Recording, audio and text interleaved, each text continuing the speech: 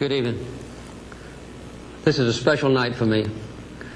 Exactly 3 years ago, on July 15th, 1976, I accepted the nomination of my party to run for President of the United States.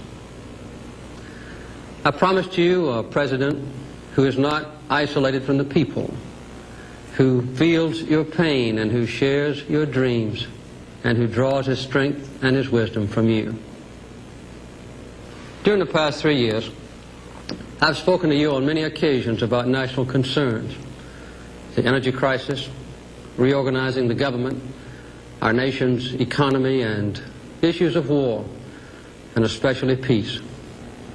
But over those years, the subjects of the speeches, the talks, and the press conferences have become increasingly narrow, focused more and more on what the isolated world of Washington thinks is important. Gradually, you've heard more and more about what the government thinks, or what the government should be doing, and less about our nation's hopes, our dreams, and our vision of the future. 10 days ago, I had planned to speak to you again about a very important subject: energy. For the 5th time, I would have described the urgency of the problem and laid out a series of legislative recommendations to the Congress.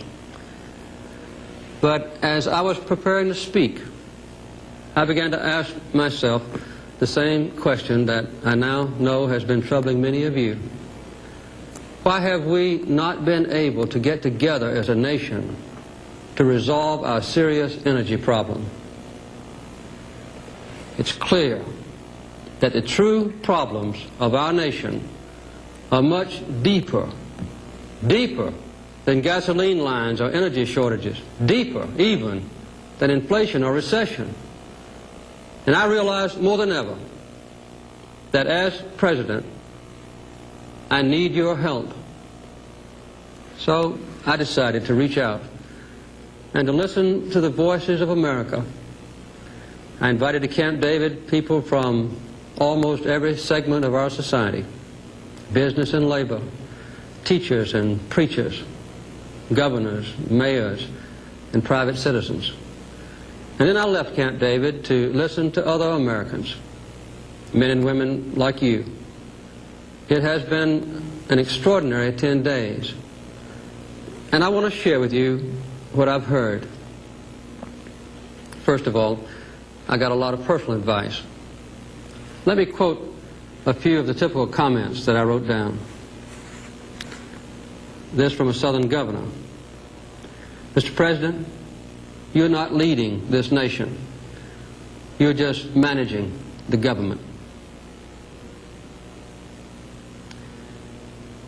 You don't see the people enough anymore. Some of your cabinet members don't seem loyal. There is not enough discipline among your disciples. Don't talk to us about politics or the mechanics of government, but about an understanding of our common good. Mr. President, we are in trouble. Talk to us about blood and sweat and tears. If you lead, Mr. President, we will follow. Many people talked about themselves and about the condition of our nation. This from a young woman in Pennsylvania: I feel so far from government. I feel like ordinary people are excluded from political power. And this from a young Chicano: some of us have suffered from recession all our lives.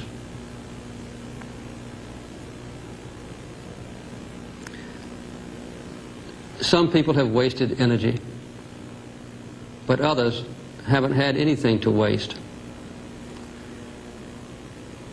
And this from a religious leader: no material shortage can touch the important things like God's love for us or our love for one another.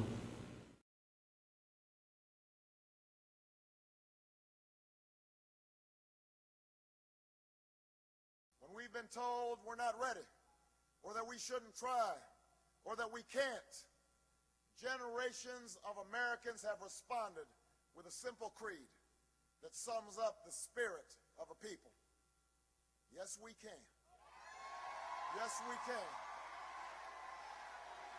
Yes, we can. Yes, we can.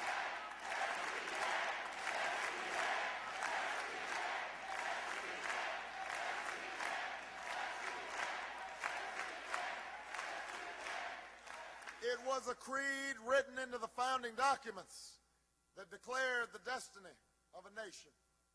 Yes, we can. It was whispered by slaves and abolitionists as they blazed a trail towards freedom through the darkest of nights. Yes, we can. It was sung by immigrants as they struck out from distant shores and pioneers who pushed westward against an unforgiving wilderness. Yes, we can.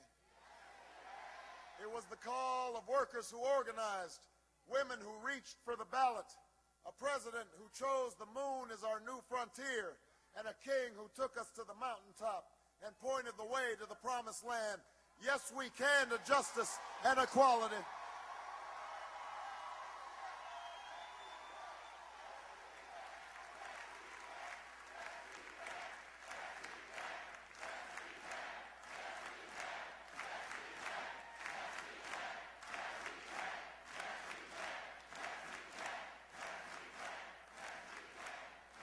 Yes, we can to opportunity and prosperity. Yes, we can heal this nation. Yes, we can repair this world. Yes, we can. And so tomorrow, as we take the campaign south and west, as we learn that the struggles of the textile workers in Spartanburg are not so different than the plight of the dishwasher in Las Vegas, that the hopes of the little girl who goes to the crumbling school in Dillon are the same as the dreams of the boy who learns on the streets of L.A. We will remember that there is something happening in America, that we are not as divided as our politics suggest, that we are one people, we are one nation, and together we will begin the next great chapter in the American story with 3 words that will ring from coast to coast, from sea to shining sea. Yes, we can. Thank you, New Hampshire. Thank you.